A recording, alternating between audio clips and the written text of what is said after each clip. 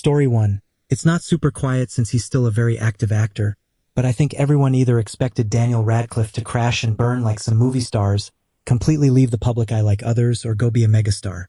I don't think anyone expected he'd be an incredibly gifted indie movie star doing passion projects and being so down to earth. I love how after Harry Potter wrapped up, he was like, okay, I did my big tentpole franchise, I got my bag, time to do whatever the fuck I want. And miracle workers. If I'm feeling down, all I need to do is watch Daniel doing a drag performance of She'll Be Coming Round the Mountain When She Comes. His partner and I have mutual acquaintances or a casual friend or two in common, as we're from the same town in Michigan. By all accounts, he's a lovely person and a good partner. Friends who work in coffee places back home also report he tips well. Friends who go to the gym he used while visiting his partner's family said he had good gym etiquette too. So yes, Lions fan and all-around Michigan-approved dude. Story 2. Jessica Alba. In 2011, facing allergy problems with her children, she founded her own company, The Honest Company, which sells eco-friendly products and clothing like diapers, wipes, and so on. In 2016, her company was valued at over $1.7 billion and generated over $150 million in sales. Forbes magazine then ranked her as the richest female entrepreneur in the United States. The C sunscreen was famously ineffective a few years ago. Kids got horribly burned or blistered. I'm sure they've fixed the formula since then, but I would never trust that particular product after that. My cousin was staying at the same hotel as her in Maui and saw her at the beach. Interestingly enough, she wasn't using the Honest Company sunscreen on her kids. She didn't sell. I know several people who worked there early on who were waiting for an exit that never came, until years later when they IPO'd in 2021. I had a chance to work there running the e-commerce site, but I was probably too honest with how bad the site was at the time and probably didn't give enough constructive strategic thinking about how to solve the problems. Story 3. The Olsen Twins. In 1999, you'd have guessed they'd be the highest-grossing actors of all time by the time we reached the year they'd turned 40. Instead, they disappeared from the spotlight and successfully built their fashion business. Hard to blame them when you consider their backstory of never having a choice in acting. For those who don't know, their fashion brand is called The Row. Their clothes and accessories are subtle, high quality, and priced in the range of much more long-standing high-end luxury labels. It is impressive to me that they built such a legitimate and respected brand without simply slapping their name on products. Okay, I'm going to sound like the old fart I am, but nothing makes a gray t-shirt worth $1,050. Not even the Olsen twins. Meanwhile, the guy who said if there's grass on the field, play ball about them when they were 14 is out here trying to do a bootleg Super Bowl halftime show. Although, I guess that's more expected. Story 4. Rick Moranis. He was huge in the 80s and 90s, and then basically stepped away from acting at his peak to raise his kids after his wife passed away. He quietly chose family life over Hollywood and stayed mostly out of the spotlight for decades. But the filming of Spaceballs 2, Dark Helmet is Back, has just finished. Honey, I Blew Up the Kid, The Flintstones, Little Giants, Big Bully, and Honey, We Shrunk Ourselves came out between 1992 and 1997. All after and Moranis passed away in 1991. After the 90s, I didn't hear anything about him for 20 years. Then he got sucker punched by a paranoid schizophrenic on the street in New York City, and it made the news. The guy had done the same thing at least 4 other times. Story 5. Bridget Mendler, a child actress who stopped acting and singing to attend MIT, the Massachusetts Institute of Technology, then Harvard University. Now, she's the CEO of a company. I feel like you're underselling her current role. She and her husband co-founded the company Northwood Space, a startup aiming to revolutionize satellite communication by mass-producing ground stations. So, a company that could be disruptive to the space industry. Just in case someone thought, oh, CEO, good for her. I saw some random interview with a music producer. When asked who the smartest writers he'd worked with were, he was just like, oh, Bridget Mendler by a mile. Mary-Kate and Ashley Quitchild acting to invent and run The Row, which is extremely respected and successful. All the power to the child actors and actresses that make it out of Hollywood with good heads on their shoulders.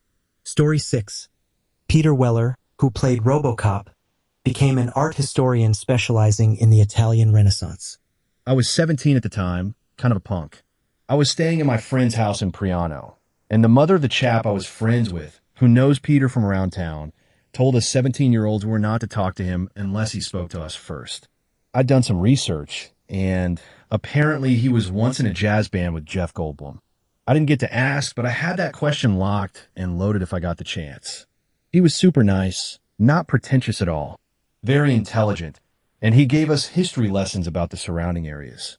At the end of the night, someone had parked their tiny Italian car behind ours, slightly blocking us in. He helped me, 2 other teens, and the dad rocked the car back and forth to bounce it out of the parking space. Very RoboCop of him. Overall, a 10 out of 10 experience with Mr. Weller. I actually saw him hosting an Italian history show on National Geographic not too long ago, and I had never seen RoboCop, so that was a fun revelation. I got a cameo from him on my birthday.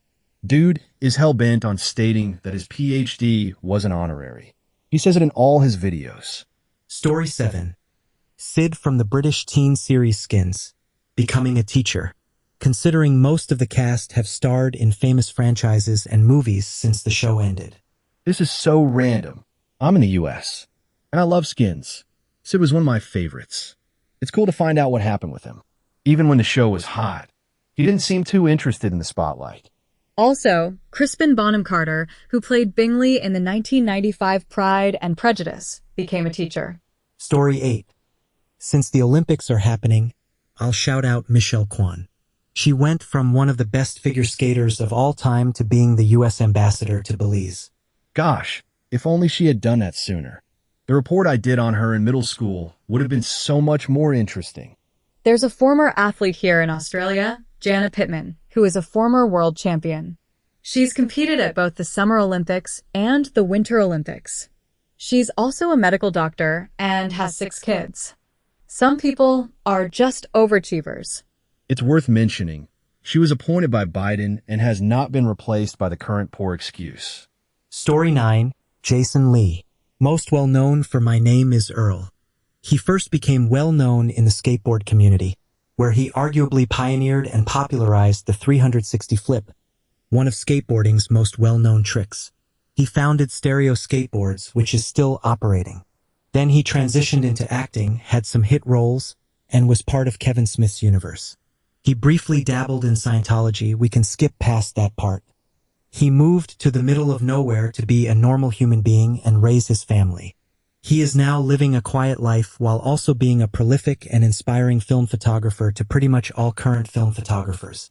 He has published several beautiful photo books and most recently was running a small camera shop in Los Angeles, which unfortunately just closed due to location issues. My husband met him at the airport and was just chatting with him like normal until realization hit. And he was like, "Hey, aren't you Earl?"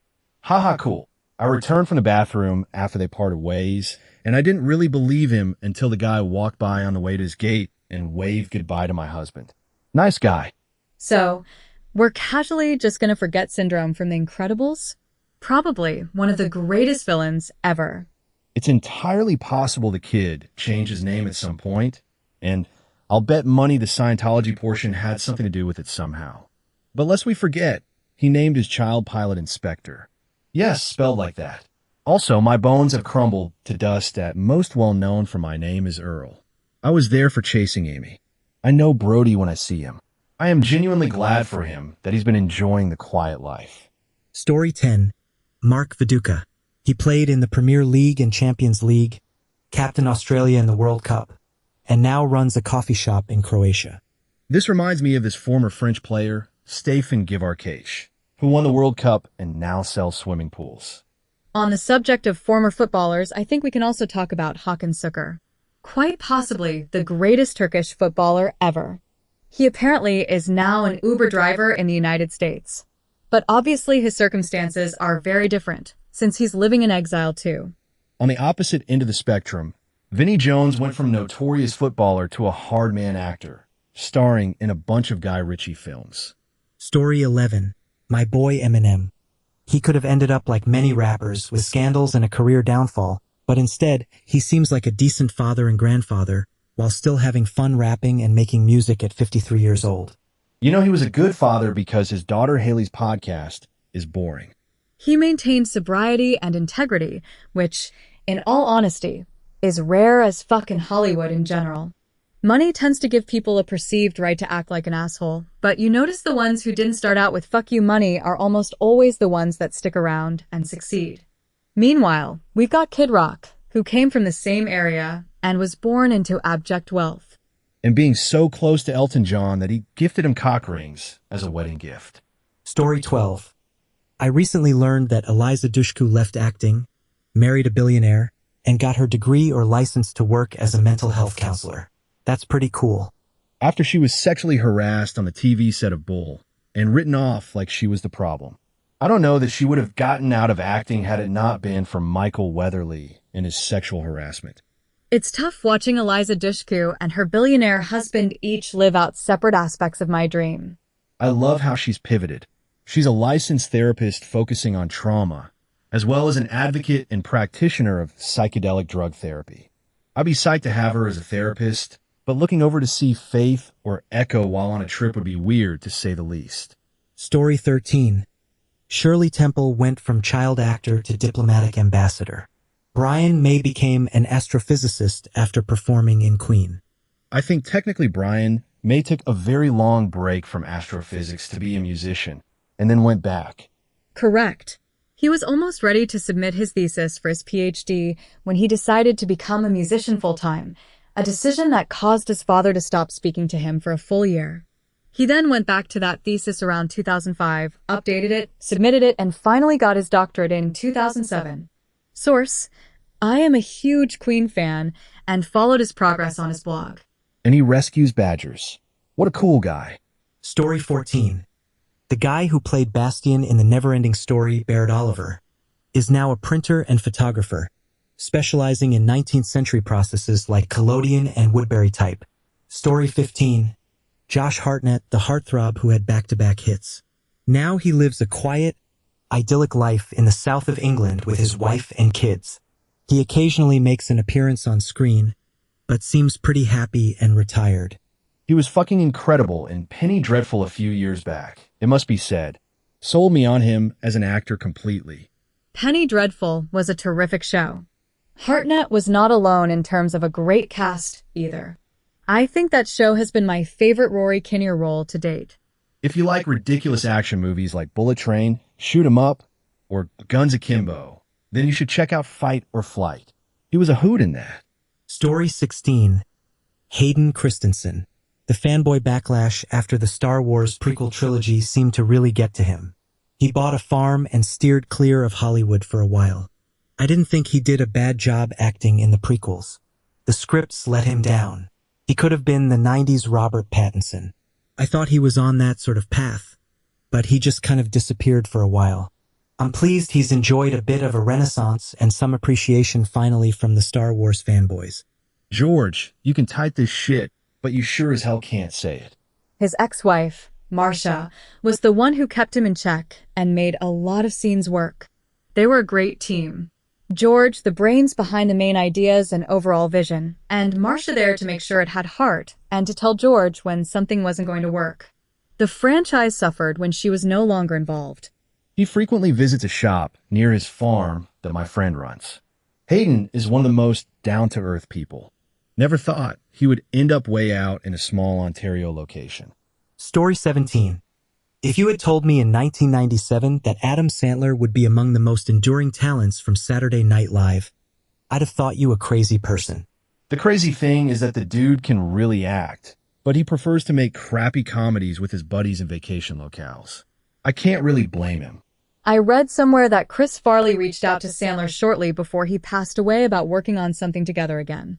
But Sandler was busy with another project at the time and told him they'd do something, which was actually the original script for Grown Ups, with Farley as the Kevin James character, soon. After Farley died, apparently Sandler decided that if his friends called, he'd answer, and that while he was working, they were all working. I don't love everything he's put out, but I respect the hell out of that. My hate for his shitty movies disappeared when I read a thorough explanation of how his productions were basically thinly veiled vacations. I respect the hustle. Also, Jack and Jill allegedly being a ploy to rescue Katie Holmes from Scientology sounds crazy, but good on him for doing it. Story 18, Mara Wilson, from Matilda. She went from being the most famous child star on Earth to a brilliant writer and voice actress, incredibly vocal about the dangers of child stardom. She didn't have a breakdown. She just decided the life chosen for her wasn't the one she wanted. Watching her build a life based on her intellect rather than her childhood face is so refreshing. She's also a big fan of indie wrestling. On a podcast, I heard the currently trending wrestler Brody King talk about meeting her at a wrestling show. He was starstruck and embarrassed to ask for an autograph. I find this adorable. My craziest Mara Wilson fact is that she's Ben Shapiro's cousin, and that blows my mind. While I think Mara Wilson is great, she was by no means the most famous child star on Earth at any point in her career. She was more like Elijah Wood, just a really solid actor who headlined a couple of films as a kid and co-starred in some hits. Macaulay Culkin was the biggest child star on Earth during Wilson's time. Is this ChatGPT talking? Story 19. Reese Witherspoon has built a miniature empire out of a book club. She started a book club, and for the most popular ones, she buys the rights and turns them into movies and such. That bitch is gonna be a billionaire. And she is part of a production company that promotes female directors and female-centric stories. She doesn't buy the rights. She options them. Story 20. Jonathan Taylor Thomas was the It Kid actor during the 90s. He probably could have been what Leo is today if he took on more challenging dramatic roles.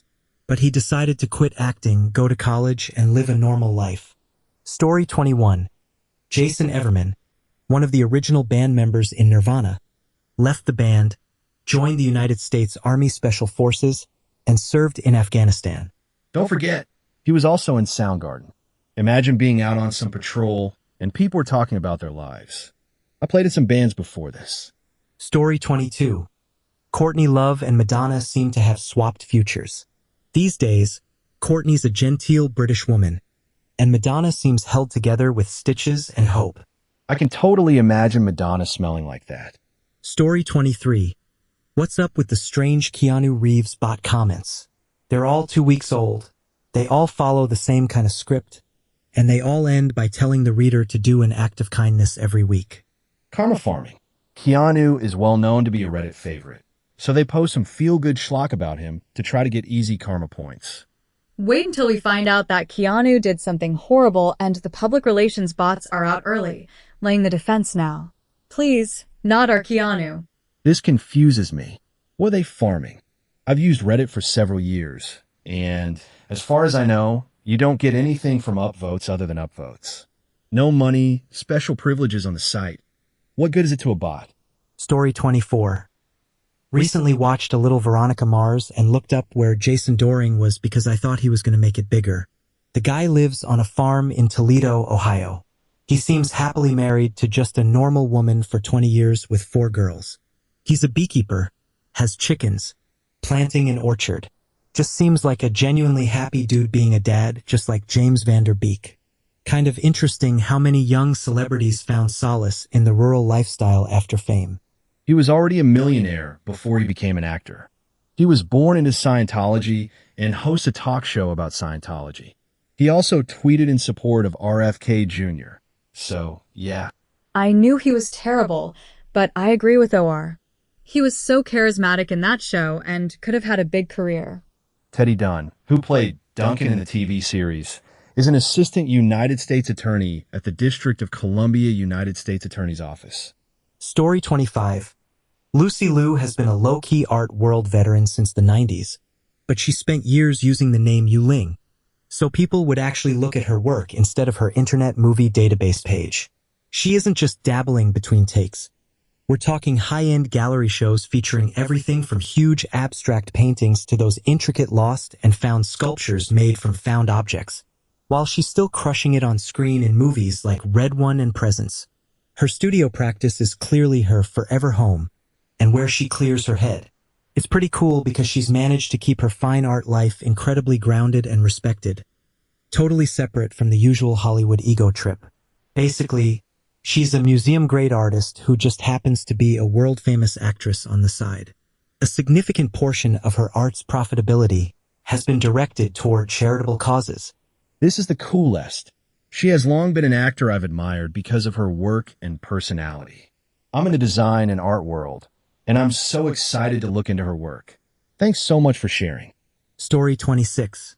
Academy Award-winning film composer Trent Reznor apparently used to have an industrial band.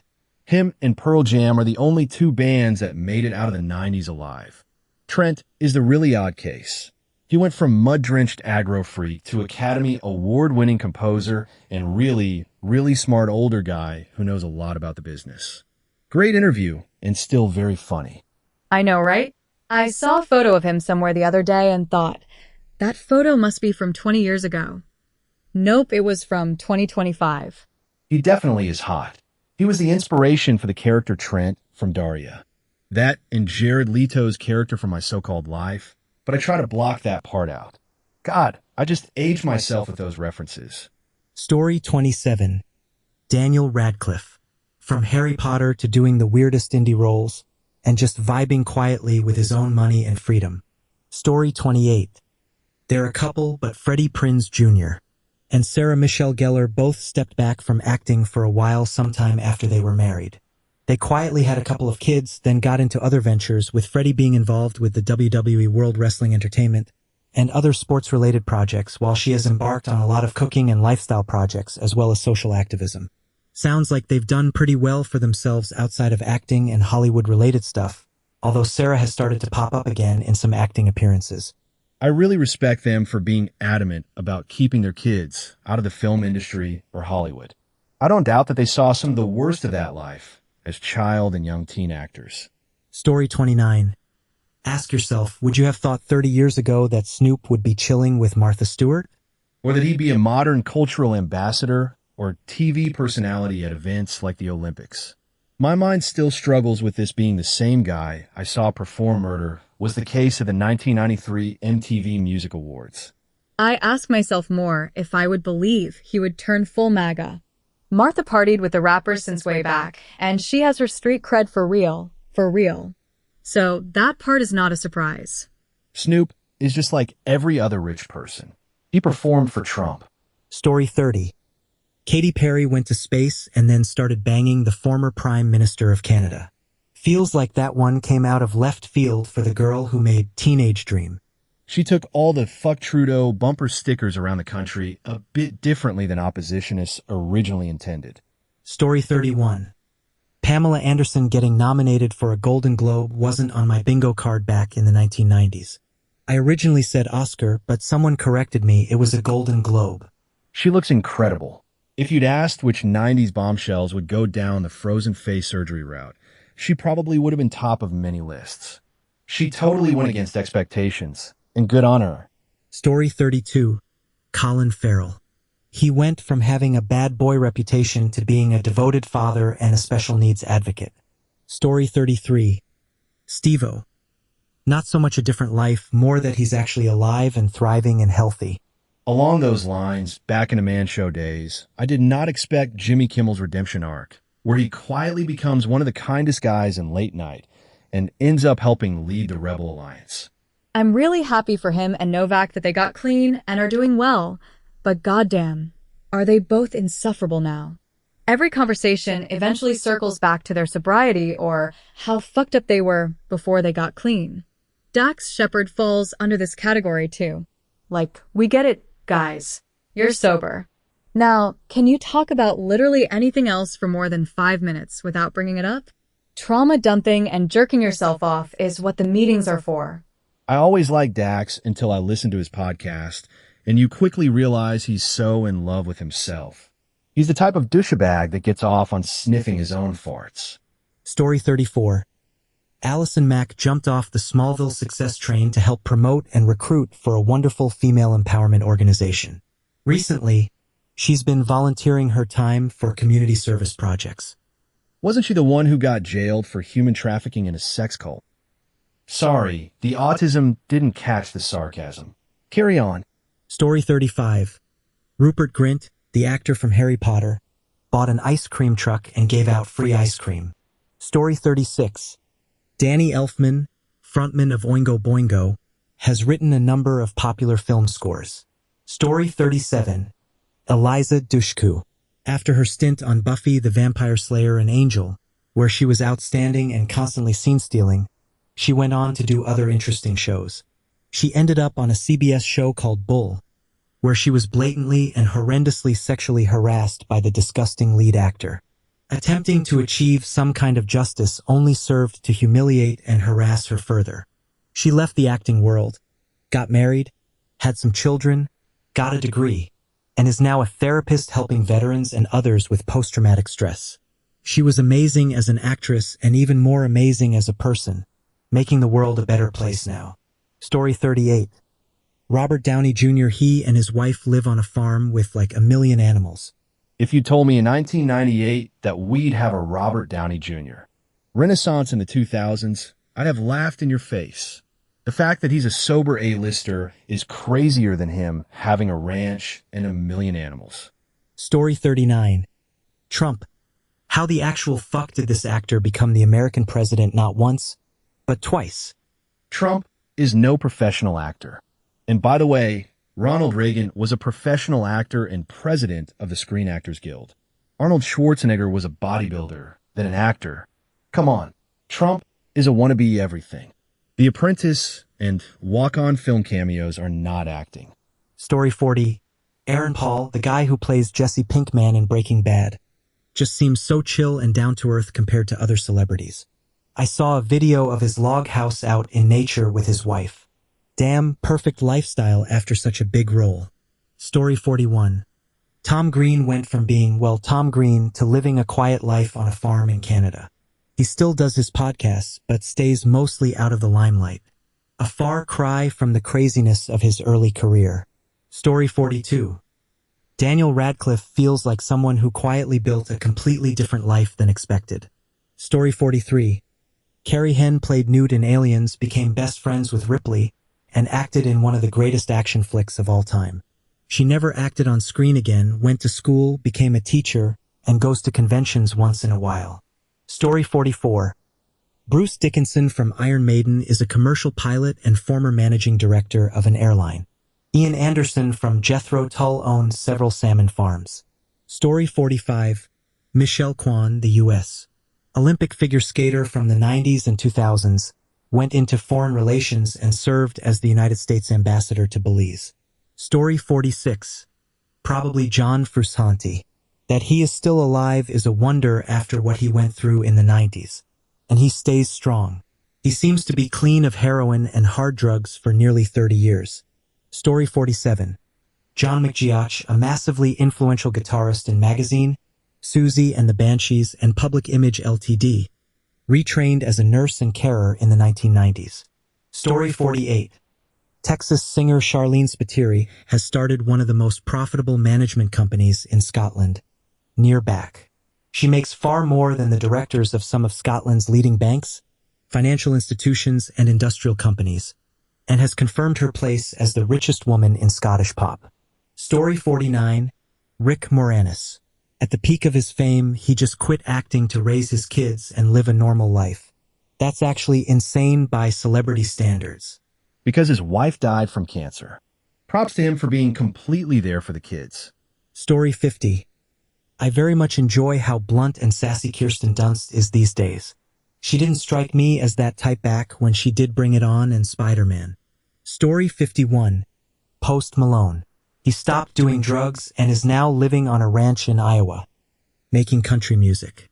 Culture vultured his way into stardom, then to the type of music he actually wanted. A story as old as time. He lives in Salt Lake City, Utah, and still gets bent. You just completely made that shit up. He lives in all 50 states, does all and none of the drugs. This is how it is when you possess the One Ring. Story 52. Jim Carrey essentially retired from acting to spend 12 or more hours a day in his art studio. His transition into political cartoons and psychedelic fine art became so intense that it redefined his entire public identity for several years. It's been a push-and-pull career. He quietly returned to acting, but he has been downsizing his Hollywood ties. Last year, he dropped the price of his longtime Los Angeles estate to help facilitate a permanent move toward a quieter, more art-focused life. He remains a devoted practitioner of transcendental meditation and spends much of his time reading philosophy. Story 53. Colin Farrell was such a rogue party guy when he first came on the scene. Then he had a disabled son and has become a real advocate and a serious person. Story 54. I don't know how quiet it is, but nobody anywhere could have predicted the Snoop Dogg we have today. That man completed the game of life and now he's gone back and is doing all the side quests. And having the best time doing it. Story 55. Shirley Temple has to be the original, right? From top drawing child star to U.S. ambassador to Ghana, to the first female chief of protocol in U.S. history. That's quite a ride. Story 56. Keanu Reeves. Dude went from action star to quietly funding children's hospitals and just riding the subway like a normal guy. Zero fanfare. Story 57. Nobody mentioned Willem Dafoe? Dude has all the money he could dream of, but chooses to live in modesty instead. He cycles through town, wears normal or worn clothing, and lives on a farm with alpacas, goats, and sheep. He's so down to earth. Story 58. I like how Henry Cavill only does movies to fund his Warhammer addiction. Respect. Story 59. David Faustino landed married with children at age 13. The show wrapped up when he was 23. He had a net worth of $6 million and has effectively been retired for the past 28 years. He doesn't really want to do projects unless he feels like it. He did an interview on the Howard Stern show, goes to a lot of music festivals, and has a nice balance of notoriety and anonymity at this point. Story 60. Samuel Johnson, Australian actor. He's one of those you know his face actors but don't know his name. He became a huge alcoholic and moved to a tiny Australian country town to become a postie, a mail carrier, because they don't have a pub to get booze from. That helped him get clean. Story 61. I don't know, Tyra Banks moving to Australia and opening a hot ice cream business was pretty unexpected. Story 62. Alice Cooper is a scratch golfer and a regular churchgoer. Quite a change from his heyday. Story 63. Jonathan Taylor Thomas went from being a teen heartthrob actor to quitting acting to attend Ivy League schools and study history and philosophy. I was sure I was going to marry him when I was 13. Story 64. Josh Hartnett.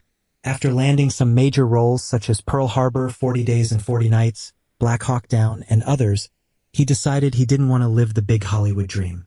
He turned down the role of Batman in The Dark Knight Rises many times. He went on to marry an English actress and lives in England with her and their 3 kids. He's done some minor roles or smaller budget movies here and there, but he didn't want the fame and preferred living a life as normal as he possibly could.